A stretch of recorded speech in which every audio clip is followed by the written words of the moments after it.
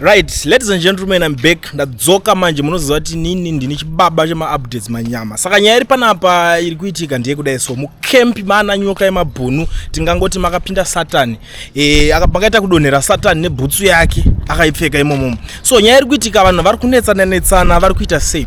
But nyaya iri panapa ndiye kudai so kwazobudikira vakomana anzi Vice President Chiwenga voluntary support.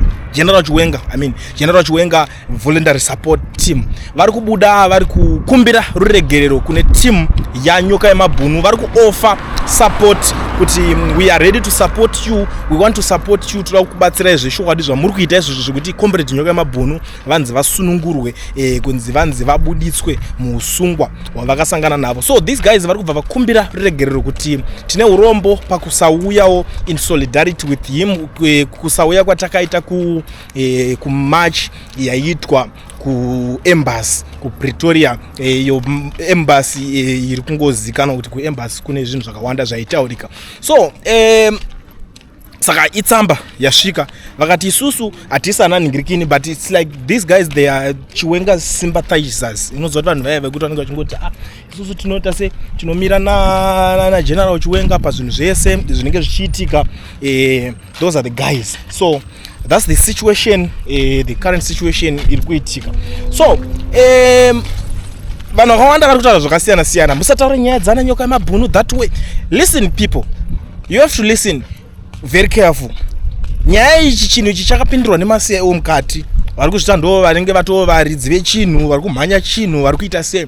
And patinouya tichitaura nyaya idzodzidzi tinenge tichidzitaura nekuda kwezvikonzero, tinenge tatoona kuti izvi zvanetsa izvo, but kunotone dzakawanda dzinenge dzichitoitika behind closed doors, nyaya dzekuti hadzisi kutombotaurika. Muri kuunderstanda nyaya iripo. Pane nyaya dzimwe dzekuti hadzisi kutombotaurika dzamunenge muchitonzwa dzedza ishoma, dzinenge dzatotraya kutosefuka totoona kuti izvi hazviite kuti vanhu vanzwe. But mimi it seems like vamwe venyu munenge musitangari kutonzwa kuti zvinhu zvacho zviri kufambiswa sei, zviri kuitwa sei, zviri kudidi. Handi muri kuona pane nyaya yacho ipapa. And tiri kupa kutaura panyaya yeku-embassy iyaya. To be very honest with you guys, vakomana vaya vaiita zvokudedzera, they did a very good job, but to be very honest papa vakafeila, havakwanise kunyatsounganidza kana kuti kudedza vanhu. Ndo mistake yakaitika. Vauzokatarisa iye Nyokayemabhunu paaishanda nevanhu vaya vaitoshanda nevanhu team rakatoti hana nhingirikini, hana mazita hatimapedzi. But it seems like apa pakazotanga kuitirana ka-isolation, like kuti vamwe vanenge vachiti isu ndisi kutochimhanya vanhu uye tikazodai takadai vachitaka kuvharirana kunze. So unoziva kuti pese pakangoitanga pari kuita tuma-divisions. Vanhu mimi mega munetooneka nhingi kuti kana nhingirikini asimo muchinhu ichi handisi kuzochiita, kana nhingirikini asiri kutaurawo zvinhu izvi handisi kuzozviita. Same yakaitika pamusi wa31 March papa. Vanhu venhingirikini, to be very honest, ndiani anobuda chiti inini ndiri political party yaGeza. Because Geza doesn't have any political party. Geza doesn't have structures. Geza doesn't have vanhu vanonyazozviti inini ndichavhotera Geza kana kuita sei. We all know kuti Geza akatombotraya kuita MP akadyiwa. It's a fact. But it seems like sometimes I'm kuteerera mafacts. Chakaita kuti that year musi wa31 year itadze kubudirira. It was because of havana kuengage nevanhu vema-opposition zviri chaizvo vakangoti tiri kutaura navo nemuromo. And people were complaining. Chamisa was not supposed kubuda achitaura kuti zoni hakuna munhu handiengaja, but akataura kuti inini I'm open for that. And that's true. Boss akataura kuti aiwa inini handidi kuti ndizongonzi ndirimo muchinhu ndisimo, like what happened in 2017. We all know zvakaitika. Ndo madoubts ari papa, ndo ma-mistakes mamwe anenge achifanira kuti agadziriswa. But it's like mimi vanhu vacho munozvicelebrata. Aiwa tiri kuti nyaya mungotipa nyaya dzekuti vanhu varambe vachingoita hope chete. Come on guys, it's not always about selling false hopes kuvanhu. Pane pamwe panoda kuti ukaona kuti simbi yakutangura inoda kushapenwa, inoda kupinza. Ukaona kuti demo harichanyatsotema, munonyatsotora monyatsori shapena chaizvo rinotochekwa negrinder, panochekwa simbi papa inobvira moto. That is the situation, that is zvinodiwa chaizvo pane vanhu ivava vese vamuri kuona kuzonzi ninganetsana naningi, ningataura kuti zvakati. Even if you look at these guys, chakutowanda idrama instead yekuti pabatsirwe kuti Nyokayemabhunu ninge kusi kuti Nyokayemabhunu abudiswe panongodiwa unity. But zvigananda zvekubva zvapinda mukati zvosponsor ma-divisions. And mimi wacho munobva matanga kuzicelebrata, musazoningira musazodai so. Zvinhu zvingori simple. Ningi, why can't you do this? Ko sei musina kuzodai so, sei musina kudai so. Hapana kana nyaya inenge iripo. But ndiri kutoona kuti team racho riri kutoshanda rikusvita rikushandana naNyokayemabhunu, vari kusvita vakomana vacho vari kushandira Nyokayemabhunu, vari kumhanya naye mustruggle iyi. Ndo vato number 1 kutoshaudha vanhu, ndo vato number 1 kutodenha nevanhu vacho vari kuzvita vakwageza, ndo vato number 1 kuita kunge vasina kana basa nevamwe vanhu vacho vese. Ndo nyaya iri kunyanya kunetsa. Ende kwozoitawo rimwe team hamenoti club yakabva nekupi inozviti club geza. Come on guys, it's nonsense. Zvinhu zvakatakatobvira tidhara tatotaura hatidi kunzwa chinonzi club geza. Club geza ndo chiisho chinonzi club geza. Zvinhu zvimwe zvinhu zvekuti zvinenge zvitokanganisa munhu kuti ange achikwanisa kuzobatsirika, but imimi it seems like munofarira kuzvinjoya stereki kuti tikatokuudza kuti aiwa zvakazodai ningi mutengesi ibaba kungoni ningi mutengesi munoswera muchimhanya nacho. But patime yakadai so panodiwa kuti pange pachibatsirana munhu. Nyokayemabhunu petoka sei kuti ubude, toita sei kuti timhanyise zviganande, because Nyokayemabhunu we all know kuti achakabuda akadedzera kuti pachamhanywa zviri legendary people like that. But varipo ava vacho havagone kana kudedza vanhu. Handifungidzira kuti vakamboitawo kana machairman kumasero, but it's a fact. Hamudi kuzvinzwa izvozvo. Pane maida kuningina shamari, why musina kuengage unana ningi shoko rofamba kwese, because ningi paachabuda ane vakewo vanomuteerera nemoyo wese, vachauyawo kana vari 100.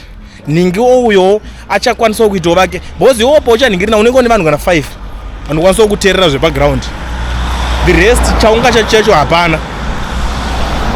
Ndo same thing yakaitika pamusi wa31. Munogona kutaura on internet everyone, munhu wese achadi ZANU-PF. Ndosachita kuti inini panapa ndinotanga ndine mafriends akawanda. Why? Chakati connecta because ndechiti pasi neZANU-PF. Anditi mazviona. But chandi paground munanani vari kukwanisa kuzokumirirai, munanani vanokwanisa kunge vachizokuteerai vachidairira zvinhu zvamunenge muchiita. Pobva paonekwa kuti hamuna kana venyu vari kukuteererai. Saka tobva tati pakadaro tikuite chipanje pakadaro. But hapana anoda kutudzwa chokwadi ichocho. Ukangotaura chokwadi ichocho watomutengesa watengesa aiwa naimi toswera rini kuti chingokuudzai kuti kana leader akakanganisa hadi kutsurwa. This is the same situation, this is the same problem that we are fighting, the same system that we are fighting. ZANU-PF ikaona munhu anosumuka achitaura kuti zvoni mnangagwa ngabve, panotone vamwe vanhu vanotoita hasha vototaura kuti ningi ngatimuurayi because hamutengesi. Vanotofila kuti munhu anotaura izvo anofanira kuurayiwa. Ndoche system chatiri kuramba ichocho chokuti izvi maleaders acho amuruda kuti muda kutobvisa ZANU-PF, because kana tutaurirana kuti tinoda kubvisa ZANU-PF handiti, because havasi kutsurika. Tikuti munhu angagadzirisa zvipatara, munhu angagadzirisa marodhi, hapana chisvino chavari kuita, gadzirira economy handiti. Makubuda makutaura kuti zvoni aiwa hamukwanise kutsura futi kana leader ari opposition kana achinge akanganisa. Ko kana akazopinda mugovernment munozomutsura sei akutadza kuita zvinhu zvakaita seizvo zvamuruda kubvisira munangagwa, because tikanyasotaurana chokwadi chinji ndobvisirwa ZANU-PF inyaya kuti iri kutadza kugadzira mabasa, iri kutadza kugadzira marodhi, iri kutadza kugadzira zvipatara, iri kutadza kuti nyika yacho kuti idevelop iende kumberi. Ndo nyaya iri kunyanya kunetsa paZANU-PF kuti inzi ibviswe, nenyaya yekuti havadi kutsurika. Vakatsurwa munhu akabuda akataura zvaari kutaura vanenge totaura kuti ngaasungwe ngaaitwe zvakadai so. Ndo panenge pane nyaya, but it seems like muda kungodzokorodza the same mistake. But isusu manje hatisi vanhu vaya vekuti tinouya tichiita zvekubhabhadzirana nevanhu, because munhu anoda chinhu nemoyo wese. Even kana iwewe semubereki mwana wako akatotadza unobata shamu uchirova, sei uchirova mwana wako kana atadza, because kumuda ndo pane love. Saka isusu semaZimbabweans hatitotadze kutaura kuti apa pabhaizika panyebwa apa, handimazvona. Ndo problem iriko. Kembe ananingiriki nemunhu wese amene tovada zvigaro zvacho amene tovada kuzviitisa sei. Chero bosi makangodivhaidana zvichibalansi kuti inini ndiri kumhanya chinhu, ndiri kuenda kunosunungura Nyokayemabhunu ndega. Chero makamusunungura, what's next? Muchazodii mangwana? Bosi musaite chinje kuti muzongopera muri vanhu pasocial media chete. Hazvina zvazvinobatsira nyika zvokuti muramba mchingonzi ningirikini like zvakazoitika kuna Geza. Because at first vanhu vakabvunza osaka makudedzera kuti stay away, makuningirikina pekutanga macho mazoningina vakatanga kuti anzi tiraonesa chikafu kuti vanhu munoenda kumashopu muchitora chikafu.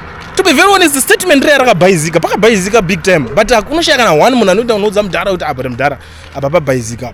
Hatisisiri munguva yehondo kapaya pekuti maingobuda muchingonobikirwa chero pamabikirwa muchinzi pari kubikirwa magandanga. Handozvona vanhu vemuZimbabwe zvachinja mazuva ano, generation yakachinja mudhara, pakashaya one akanyeverera. But unonyatsona kuti apa pabhaizika kushaya one rinosumuka richiita mudhara pabhaizika. Hapasi kunzi atadza mudhara uya, but pari kunzi pabhaizika panofanira kucorrectwa. And the same problem iri kuitika kuteam racho iri kuzvita raGeza is the same problem futi yandava kuona yakuitika kuteam yacho yekuNyokayemabhunu.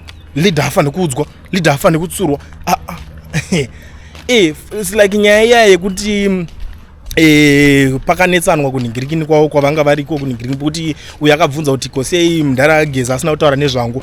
That statement rakataurwa ranga risingafanira kubuda on public for sure, but ikaona kana matanga kuzozvinhingirikina zvakungobuda zvakunene hapana teta kutongoto ndo nyaya yacho dziripo takutongotaurawo kuti vanhu vachiziva, but isusu edu tinenge takutongotaura tichikorekta futi at the same time tichitakuta kuti ko why zvazodaro, why asina kunhingirikina, because at the end of the day public inenge ida kuzoziva kuti zvinhu zviri kufamba sei, but zvimwe zvinhu zvacho for sure zvinenge zvida kuti zvichengeterwe mukembi mombo zvongotaurirana mashoko iwobva achengetedzwa, but uchaona kuti vanhu vacho vari kubuda nemashoko iwayo at first vachizouya vachikandira vanhu vese mamedia house vari kutanga kubudisa mashoko iwayo at first ndo vanhu vari kutotanga kugadzira madivisions, because I don't think kuti iye Nyokayemabhunu anenge ati chiendai munoudza vanhu vese vemanhingirikini, endai munoudza vanhu vese vemasocial media vamhanye neshoko iroro, handii muri kuona pane nyaya yacho. Saka zvinhu zvacho zvinonetsa zvekuti timu yanhingirikini izvi kwozoitawo vamwe vanhu pane anonzi anagudza mudungwe so vekuti pari kutaurwa nyaya atadza ngonzwisisa kana kanhu 1 otomhanya saka ninge otomutengesa imimi struggle yamuri kumhanyira kuti wamutengesera for example ndakabvunza mumwe munhu aiwa saka imimi muri kuti ndakati munhu kana muchiti atengesa anenge anyasotengesa chichi chaanenge atengesa ipapo mukutengesa struggle kuna vanhu vakanhingirikina imimi ndimi vatengesi vekupedzisira, especially most of mazimbo matengesi ndasana ndakamboona vatengesi vakaita semazimba most of you makaignore vanhu anageza vakabuda vachiita zvinhu zvavo zvavaita makaignowa kubuda mazimba makaignowa kubuda maiwi most of you isusu takatobuda katichita kuti geza this geza that geza atouya mangwana zvatotanga handi munhu wese wageza in that imimi makaramba makanyarara makawanda kudzimba my one day ndo chitengesi chacho chatinenge chitaura ichocho ndo zvacho ndo maproblems atiri kutaura ndo chimero chacho chatinenge tichitaura ichocho kuti muri kutobhaiza, but imimi ndimi manumber 1 kuda makuti aiwa ningi mutengesi, but iwo wamboite chii for the struggle, what have you done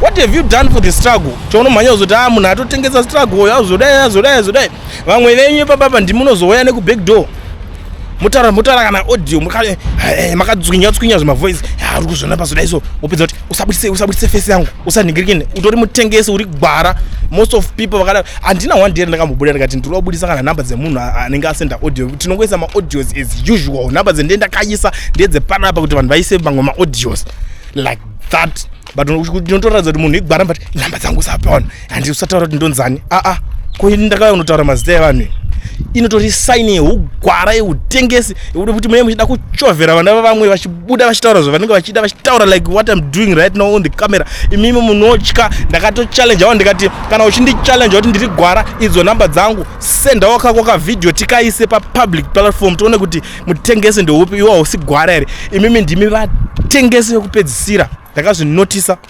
But anyway, it's a topic for another day. No, I'm not here kuti ndiswere ndibhashane vanhu, but I'm just here to correct because inini handisi munhu wekuti ndinotenderera kana kuti kutya. Even ukaona uchindoona ndosokachitoenda most of the times ndinotobuda ndototanga tofamba handitombondinazvo kumbofamba nemasecurity kana kufamba nemamonya handiite izvozvo. Chero ukaona uchindoona live handingozvisimbise ndiri mustudio ndotobuda panze. Vanhu boss vanozoti anenge achikataura kuti boss studio yake inenge iri pakahwanda, studio yake inenge iri muchicomplex musingapindwe ndezvenyu izvozvo. Ndotobuda wotoona uchindoona live ndoti chando I believe in what I believe. Kana ndikatoti zanu pasi nayo pabhaizika tototi apa pabhaizika.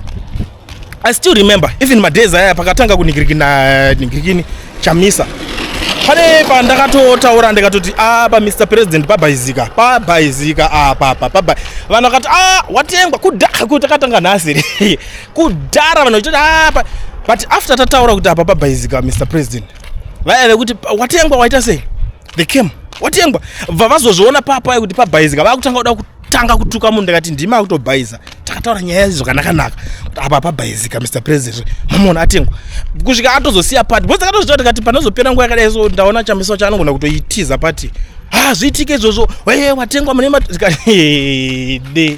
where are we now tiri papi how far imimi nanhasi ndimunongoona kuti umwe munhu anenge atengwa imi hamutengwe aiwa mazimba munotobhaiza utobhaiza kudzungaira, but ndinongokuregerera vanhu because ndozoti vazhinji ndanagudza mudungwe. Most of you guys politics chaizvo hamunyatsodzvinzwisisa, hameno makatojaira kuti zvenhingirikini muri kungorova copy and paste politics dzekuZANU-PF idzodzo dzekuti pachavo vanenge vachirovana, vanenge vachida kutadzirana, saka ndichinongokunzwisisai kuti tine madzungairwa nemadzetse edu evanhu.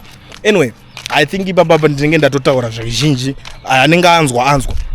Right, kana uchingori muSouth Africa uchida kuregisterwa company usina work permit kana study permit, pane vanonzi mukoma Owen ve-education research vanopedza masports. Chinongodiwa chete iwewe kungova ne-valid passport, vanokuregistera company vokuvhurira FNB business account pasina kukundikana. Chinongodiwa chete chaunongoita iwewe kungovafonera panhamba dzavo dziripo idzi, ende mari yakachipa ndisi kuzokuudzai bhozi vanotozoswera kutadza kutoshaya kurara kana mufaro makungofona mazimba ndemaondera makaita apa munozofona. Tingoda munhu ari serious anongovafonera wobva wavhurirwa company yako. Mabenefits ekuvhurirwa FNB business account tomaziva, mari unonga wakwanisa kuita matransaction international, local, foreign currency, vanogona kuitira zvevisa card, zvese munongoitirwa makampani kuti uitewo mari, unongochiwana matenda. Iwa muri kungopopotera kuti chivhaya kutora matenda ese because munhu wekuti ane ma-registered company kwese South Africa, each and every country. Saka gara wakaregister yako company, you never know, pamwe mangwana ndiwe next Mbinga kana kuti next Chigananda.